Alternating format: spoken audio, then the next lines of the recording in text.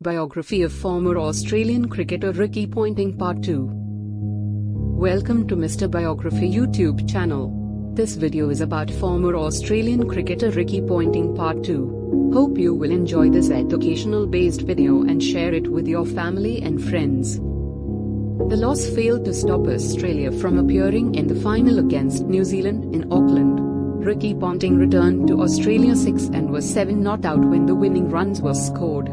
He finished the series with 80 runs at 40 and strike rate of 71.42 runs per 100 balls. Greg Shipperd publicly suggested that Ricky Ponting could be selected as a reserve wicket-keeper for the upcoming West Indies tour, despite not keeping wicket for Tasmania. However, Ricky Ponting had kept wicket in pre-season matches and during centre wicket practice. In any case, Ricky Ponting was selected as a specialist batsman. It was like all my birthdays had come at once. I had some reservations about making my test debut against arguably the best fast bowling attack in the world, Ponting later said. The West Indies had been cricket's powerhouse for close to 2 decades and teams included many feared fast bowlers. Before the tour, Australian captain Mark Taylor thought the last test batting vacancy was possibly between Ponting and Justin Ringler. Ricky Ponting is more the stroke player while Justin is the tough man. It depends on what we need at the time, but you can probably say Ricky has his neck in front because he's been on this tour of New Zealand, Taylor said. Rod Marsh believed Ricky Ponting's attitude and fearless approach could tear the West Indies apart. Nevertheless, Ricky Ponting did not expect to be selected. Steve Waugh noted that Ponting would not be intimidated by the West Indians' inevitable waist-to-chin length. During the series, Ponting said the current crop of bowlers were not of the same high class that opposition teams had come to expect from the West Indies. Ricky Ponting was selected for the third ODI on the 12th of March 1995 at Queen's Park Oval, when Mark Waugh missed out through injury. Ricky Ponting, batting at 3, was involved in a 59-run partnership with Steve Waugh. However, he was dismissed for 43 when he lifted an attempted pull shot. Mark Waugh returned for the next match and Ricky Ponting was subsequently dropped until he replaced an out-of-form David Boon in the 5th and final match, where Ricky Ponting got a second ball duck. In a 3-day warm-up match ahead of the tests, Ricky Ponting scored 19, with Greg Blewett scoring a century and Ringler compiling a half-century. The performance was not enough for Ponting to force his way into the Test side, though. Australia did regain the Frank Worrell Trophy for the first time in 20 years, winning the series 2-1. When Ricky Ponting returned to Launceston in June 1995, Tasmania's TAB announced him as their part-time ambassador. He then undertook a tour to England with the Young Australians, a team that included fellow Tasmanian Sean Young. It also included 5 future Test batsmen, Matthew Hayden, Matthew Elliott, Martin Love, Justin Ringler, and Stuart Law. 58. Despite not batting as well as he would have liked, Ponting returned to Australia with the 4th highest batting average, 48.73. Tasmania toured Zimbabwe for 5 games ahead of the 1995-96 Sheffield Shield. Ricky Thomas Ponting struggled, aggregating 99 runs at a modest 24.75. By the end of October, he had signed a contract with the Australian Cricket Board, along with 22 other Australian cricketers. He opened the batting with Boon in Tasmania's first match of the Sheffield Shield season, scoring 20 and 43. Ahead of the following match against Queensland in Hobart, Ricky Ponting set himself a goal of scoring a century in each innings, a feat he achieved in a high-scoring draw. His form continued against the touring Sri Lankans in a one-day game in Devonport, scoring 99. Ricky Ponting scored another century against the same opposition in Launceston.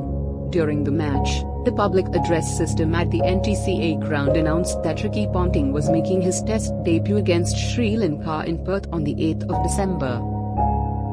The following morning saw local newspaper The Examiner headline, "He's Ricky Ponting, he's ours, and he's made it.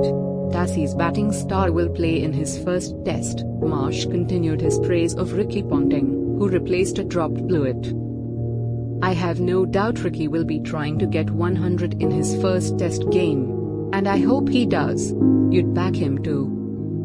If Ricky carries with him the same attitude that he has seen him succeed at first-class cricket to the next level, there is no reason why he will not continue to score. Sri Lanka batted first and scored 251, before Ricky Ponting batting at number 5 due to Steve Waugh's absence through injury, arrived at the crease with Australia at a comfortable 3/422.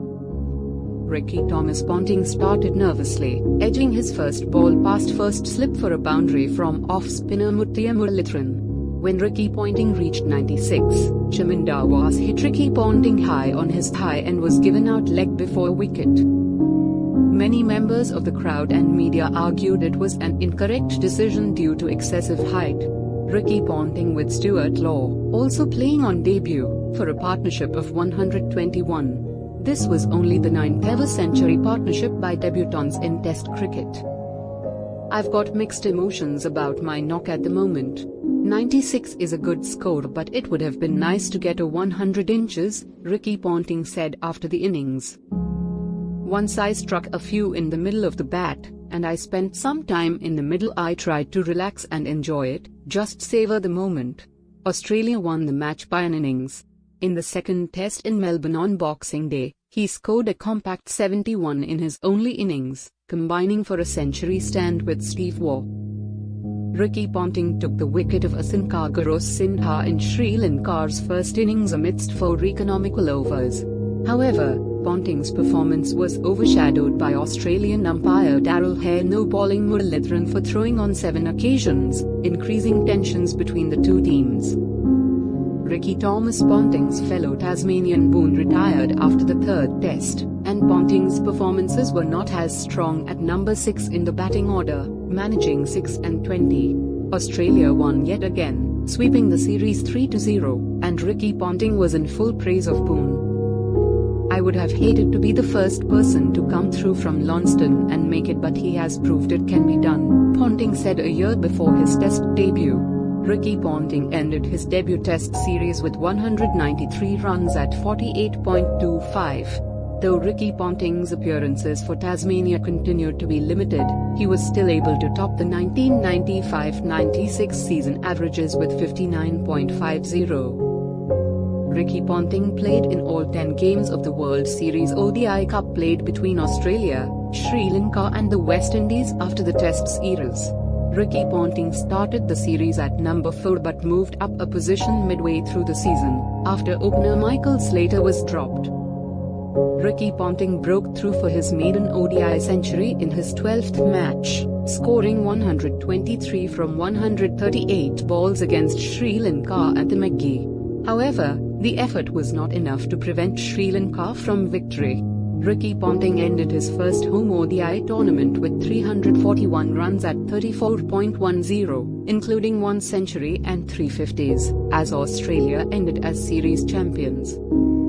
A Tamil Tiger bombing in Colombo coupled with death threats to some members of the team forced Australia to forfeit their scheduled 1996 Cricket World Cup match against Sri Lanka in Colombo. Ricky Ponting batted in the number 3 position for the entire tournament, and scored 6 in Australia's opening match victory over Kenya. Ricky Thomas Ponting continued to be inconsistent with scores of 12 and 33 against India and Zimbabwe, before becoming the youngest batsman to score a World Cup century, when he scored 102 runs from 112 balls against the West Indies in Jaipur.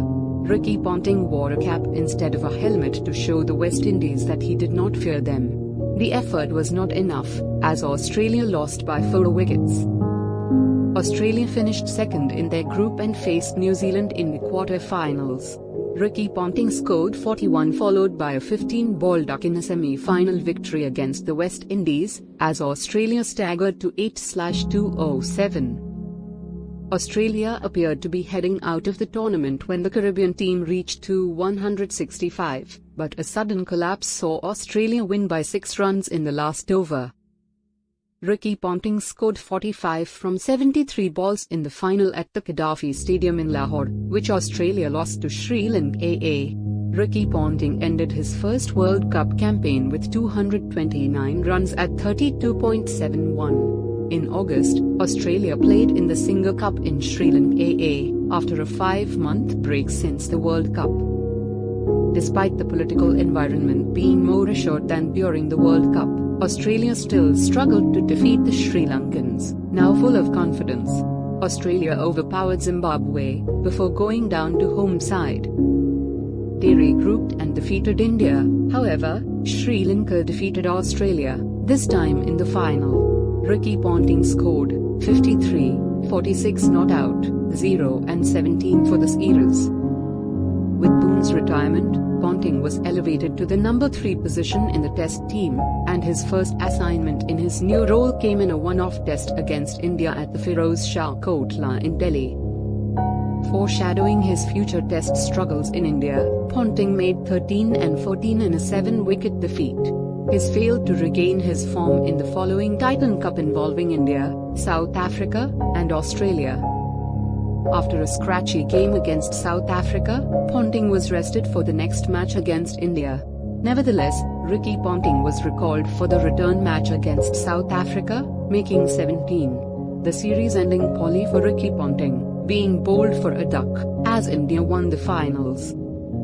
The pair of ODI tournaments on the subcontinent yielded Ponting only 168 runs at 28.00 from 7 matches. Ricky Ponting continued in the role for the series against the West Indies in 1996-97 in Australia.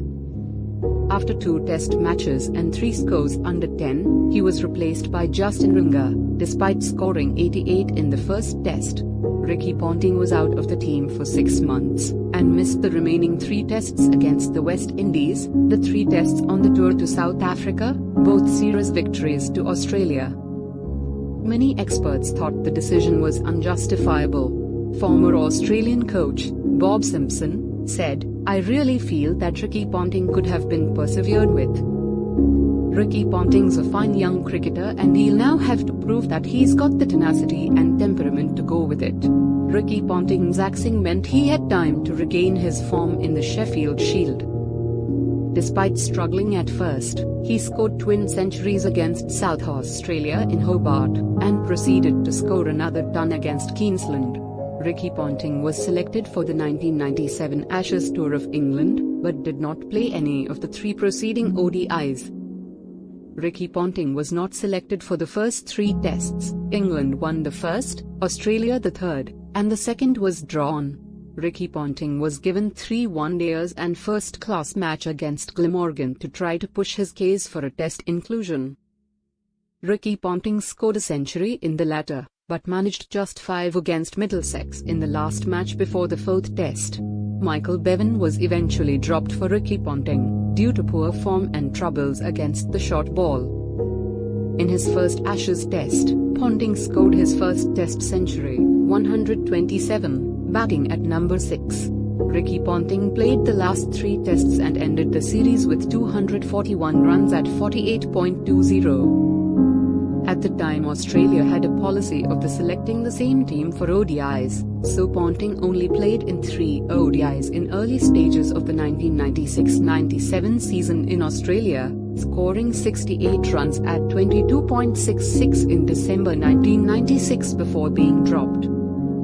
Ponting scored 119 runs at 39.66 in the 3-Test home series against New Zealand in 1997-98, including a breezy 73 not out from 85 balls in the second innings of the first Test in Brisbane to help Australia set a winning target. Thanks a lot for watching our professional Mr. Biography YouTube channel. You can help us to promote our Mr. Biography YouTube channel by like, comment, share and subscribe Mr. Biography YouTube channel. Thanks for watching full video about former Australian cricketer Ricky Ponting Part 2. Part 3 will be soon. Stay in touch.